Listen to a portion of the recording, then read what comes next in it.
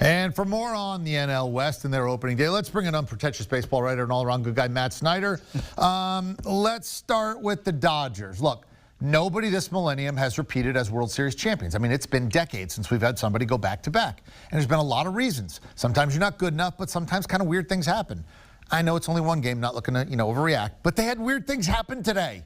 I mean, is this a harbinger of things to come? I mean, guys are passing each other on the bases, getting rid of home runs. Balls are going through people's, gloves. I don't know what's happening here. What did you see with the Dodgers today? And is this, maybe a little karma?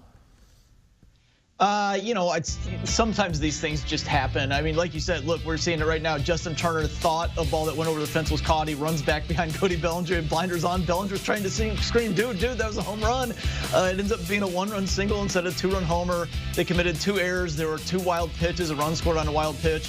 They left 14 runners on base. They basically played about as bad as they can play, and yet they still had the tying run at the plate in the 9th inning and had a chance to win the game. That's how good they are. So, yeah, maybe they owe a little bit back to the baseball gods. There, you mentioned the karma, but overall, to me, this basically showed how they can play so bad and they still have a chance to win the game. It's 1 out of 162. They're still the best team in baseball. They're still the World Series favorites, but the World Series favorites don't often win. So it's, yeah, they are the best team. Yeah, they're probably the most capable of winning the World Series, but that doesn't mean they're going to win the World Series. And again, our sympathies out to anybody who held a Cody Bellinger to home run ticket today at plus 300, because that doesn't count. I've all long advocated, I don't have a problem with the rule. It's an out, it's a run. But in your personal, that should be a home run. Like, it should just count. He hit the ball over the fence. It should just be I agree. It's a formality, but I mean, come on. He hit the ball over the fence. That's a home run. There you go. The team that's going to try to chase down the Dodgers in that division,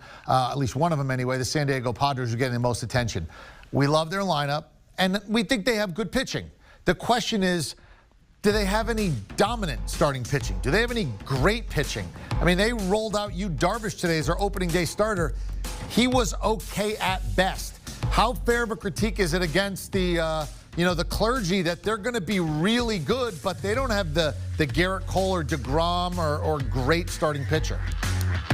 It's fair. It's very fair. I actually was on the San Diego radio station a couple weeks ago, and they asked me what's like the downside here, and I said, actually, look at the rotation. Darvish, second Cy Young voting last year, but 2018, first half of 2019, he was bad.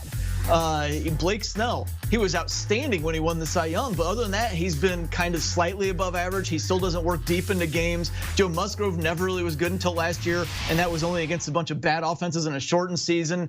Dinelson Lamet is great, but we don't know about his elbow. We don't know how it's going to hold up. Chris Paddock, completely inconsistent throughout last year, and we know Mike Clevenger's on the shelf because he had Tommy John surgery. So the rotation could be a problem. Now, Darvish looked dominant up until they gave up the 4 home runs to the Diamondbacks in 1 inning, which was an opening day record. But, he was, for a second, he looked like he was cruising. So, if they have to have somebody step up and be the guy, I think it's got to be Darvish.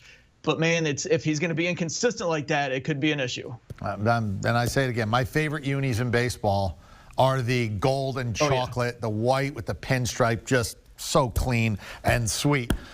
Very well done, Matt Snyder. Let's do it again soon. Thank you very much. Appreciate the time, bud. Want a sports network that delivers everything that matters about the game? The highlights, the picks, the instant analysis. No yelling, no fake debates, no politics. Hit the subscribe button and never miss a moment.